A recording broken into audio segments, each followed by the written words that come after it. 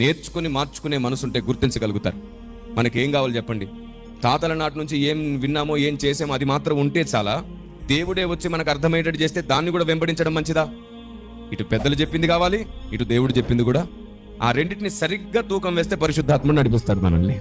పెద్దల మాటలు విడిచిపెట్టొద్దు, ఎందుకంటే బైబిల్ చెప్తుంది వారిని గురి చూసి వెంబడించాలంట. బైబిల్ మాట ఎప్పుడు తృణీకరించొద్దు. ఆమేన్.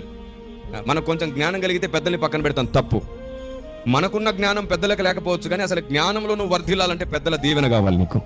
వారి చేయి నీ మీదకి రావాలి. ఆమేన్.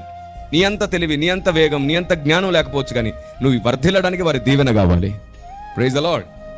సొలొమోను జ్ఞానం గలవాడే కావచ్చు, దేవుడు దీవించకపోతే కదా. దేవుడు దీవిస్తేనే ఆ జ్ఞానం వచ్చింది. కాబట్టి నేను మళ్ళీ చెప్తున్నాను, మీరు ఎంత బలమైన తెలివైన బుద్ధి గలవారైనా కావచ్చు, దీవించే ఒక హస్తం మనకు వెంటుండాలి. కాబట్టి పెద్దలు మనంత చురుగ్గా లేకపోవచ్చు, కానీ మన చురుకుదనానికి వేగం ఇచ్చే దీవెన వారి నోట ఉంటుంది. ఇవి ఎప్పుడు మర్చిపోను నేను. నా ప్రార్థన గదిలో పరిశుద్ధాత్మ దేవుడు నన్ను సరిగ్గా నడిపించిన విధానం ఇది, సరిగ్గా నడిపించిన విధానం ఇది. అందుకే మనం ఎవరిని చులకన చేయం. ప్రతి ఒక్కరు దేవునికే సేవ చేస్తున్నారు. కొందరి పని దీవించడమే. వారు దీవించడం ద్వారా అనేకులు దీవించబడుతూ ఉంటారు.